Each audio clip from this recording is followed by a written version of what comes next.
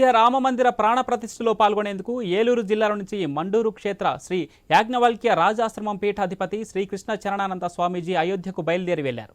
జనవరి 22న ఆంధ్రప్రదేశ్ ప్రభుత్వం కూడా సెలవు దినంగా ప్రకటించాలని ఆయన అన్నారు. ప్రతి ఒక్క భారతీయుడు ఈ కార్యక్రమం ప్రత్యక్ష ప్రసారంగా వీక్షించాలని పిలుపునిచ్చారు. ఈ సత్కారాన్ని కొందరు రాజకీయంగా చూడటం తగదంటున్న శ్రీకృష్ణ చరణానంద భారతీ స్వామీజీతో మా ప్రతినిధి భార్గవ్ ఫేస్ టు ఫేస్. రామమందిర ప్రాణ ప్రతిష్ఠ కార్యక్రమానికి ప్రపంచవ్యాప్తంగా కూడా రామ భక్తులు తరలి వెళ్తున్నారు. ఏలూరు జిల్లా నుంచి కూడా అనేక మంది ప్రముఖులు వెళ్తున్నటువంటి పరిస్థితి కూడా ఉంది. ప్రస్తుతం ముండూరు క్షేత్రానికి చెందినటువంటి శ్రీకృష్ణ చరణానంద భారతీ స్వాముల వారు అయోధ్యకు పయనాన్ని ప్రారంభించారు. ప్రస్తుతం ఆయన ఇక్కడ మనతో ఉన్నారు. స్వామీజీ చెప్పండి, ఎలా జరగబోతుంది అయోధ్యలో, ఏ విధంగా వెళ్తున్నారు ఇక్కడి నుంచి భక్తులంతా? భక్తులు కోటాను కోట్ల భక్తులు అక్కడ హాజరవుతున్నారు. ఆల్రెడీగా ఇప్పటికీ నెలల కొద్ది కూడా చేరుకున్నారు. అక్కడ ఈరోజు ప్రపంచవ్యాప్తంగా కూడా త్రేతాయుగంలో రామచంద్రుడు పరిపాలించేటప్పుడు సమయం ఎలా ఉందో ఇప్పుడు అటువంటి సమయం వచ్చింది. ఆనాడు రామరాజ్య పరిపాలన జరిగింది. మళ్ళీ కూడా రాముని ప్రతిష్ట కారణంగా మళ్ళీ రామరాజ్యం భారతదేశంలో వస్తుందనేటువంటి ఆ ఆశతో ప్రజలందరూ కూడా సుఖ సంతోషాలతో ఆనందంగా ఎవరికి వారు అక్కడికి చేరుకుంటున్నారు. ఇది ఏ ఒక్కరికి సంబంధించినటువంటి విషయం కాదు, ఇది రాజకీయ విషయం అసలే కాదు. ఎందుకంటే రాజకీయాలు మాట్లాడడానికి దేవాలయం తాలూకా న్యాయ పోరాటం జరిగి 500 సంవత్సరాలైంది. అప్పటికి రాజకీయ పార్టీలు లేవు, భారతదేశానికి స్వతంత్రమే లేదు. అటువంటి రాముని తీసుకొచ్చి రాజకీయం అంటున్నారు అంటే అది వాళ్ళకి నిజంగా చెప్పాలి అంటే పునరాలోచన చేసుకోవాలి. అటువంటి వ్యాఖ్యలు చేయకూడదు. ఇది భారతదేశంలో ఉన్నటువంటి రాముని ప్రతిష్టకి రాజకీయం కాకుండా కుల మత లింగ భేదాలు లేకుండా ప్రతి ఒక్కరు కూడా హాజరయ్యి కార్యక్రమాన్ని జయప్రదం చేయవలసిన బాధ్యత యావత్తు భారతీయులైనటువంటి 133 కోట్ల మందికే కాకుండా ప్రపంచంలో ఉన్నటువంటి 200 దేశాల నుండి కూడా ప్రజలు వస్తున్నారు. ఇంతటి ఉత్కృష్ట కార్యక్రమము ఇంతకు ముందు ఎన్నడూ జరగలేదు. ప్రస్తుతం ఎవరైతే దేశవ్యాప్తంగా ప్రపంచవ్యాప్తంగా జీవించినటువంటి మానవులు ఉన్నారో ఇది ఒక స్వర్ణయుగంగా మనం భావించాలి.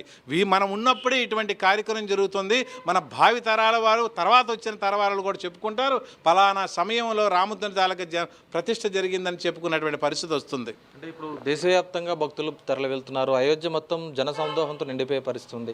ఎంతమంది వరకు వెళ్ళే అవకాశం ఉంది? ప్రత్యేకించి ఏమైనా ఆహ్వానాలను అందాయా? ప్రత్యేకమంగా సాధువులకి సుమారుగా 5 లక్షల మంది సాధు మహాత్ములకి ఆహ్వానాలు వచ్చాయి.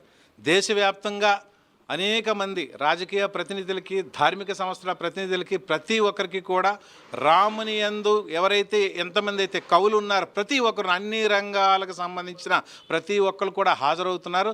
దానికి తగ్గట్టు యూపీ ప్రభుత్వం యోగి ఆదిత్యనాథ్ గారు ప్రతి ఒక్క అక్కడ సదుపాయాలన్నీ కూడా సౌకర్యాలు కలిగించారు.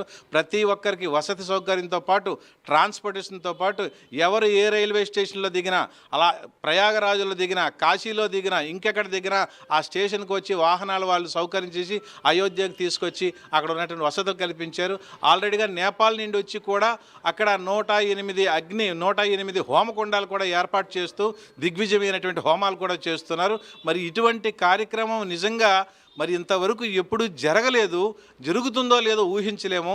ఇంతటి ఉత్కృష్ట కార్యక్రమానికి యావత్ భారతీయులందరూ కూడా రాలేని వారు మాత్రం వారి ప్రసార మాధ్యాలతో తిలకించి వారి జీవితాన్ని తిలకిస్తూ పునీతులు కావాలని మేము కోరుకుంటున్నాం. అనేక రాష్ట్రాల్లో 22వ తేదీ ఈ కార్యక్రమాన్ని వీక్షించేందుకు సెలవులు ప్రకటించడం జరిగింది. ఏపీ ప్రభుత్వం ఇంకా ప్రకటించలేదు. మీరేమన్నా వినతి ఇవ్వదలుచుకున్నారా? మేము రాష్ట్ర ముఖ్యమంత్రి వర్యులు శ్రీ జగన్మోహన్ రెడ్డి గారికి విజ్ఞప్తి చేశాము, మళ్ళీ మేము చేస్తున్నాము. ఇటువంటి రామ జన్మభూమిలో రాముని తాలూకా ప్రతిష్ఠ కార్యక్రమం ఇది సామాన్యమైనది కాదు. విద్యార్థులకి సెలవులు పెంచడం, ఉపాధ్యాయులకు సెలవులు పెంచడం కాదు. రామ జన్మ ప్రతిష్ఠ రోజు తప్పనిసరిగా సెలవు ప్రకటిస్తే ఆంధ్రప్రదేశ్లో ఉన్నటువంటి సనాతన ధర్మాన్ని ఆచరిస్తున్న ప్రతి ఒక్కరు కూడా ఆనందోత్సవాలతో ఉంటారు. అది అందరికీ కూడా మేలు. రాబోయే తరాల వాడు కూడా చెప్పుకున్నటువంటి పరిస్థితి కూడా ఉంటుంది. వారికి మళ్ళీ ఒకసారి విజ్ఞప్తి చేస్తున్నాం.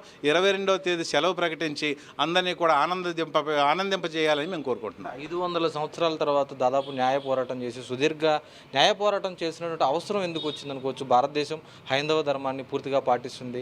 రాముడు ఈ దేశానికి చెందినవారని చెప్తారు. న్యాయ పోరాటం చేసి మరి ఈరోజు దక్కించుకోవాల్సిన పరిస్థితి. భవిష్యత్తులో ఇటువంటి ఘటనలు పునరావృతం అయితే ఏ విధంగా ఉంటుంది?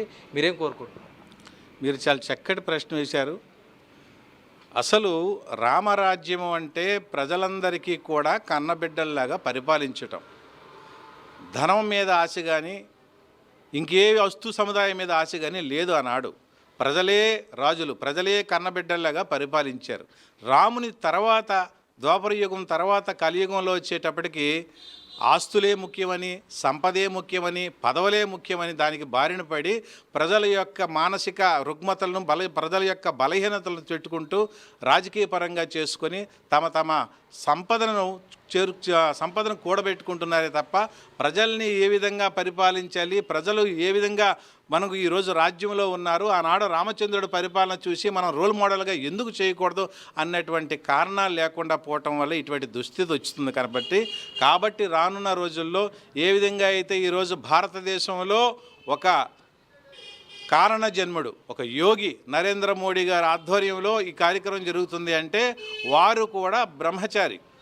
వారు 24 గంటల ప్రజల హితాలకు యోగక్షేమమే తప్ప వారి కోసం ఆలోచించింది ఏమీ లేదు. ఎందుకంటే వారికి ఈ సంపద అశాశ్వతమైంది, ఈరోజు ఉంటుంది, ఈరోజు రేపు ఉండదు, అసలు మానవ శరీరమే శాశ్వతమైంది కాదు అనేటువంటి ఆలోచించే ప్రతి నాయకుడు కూడా ప్రజలకి కన్నబిడ్డల్లాగా పరిపాలిస్తారు.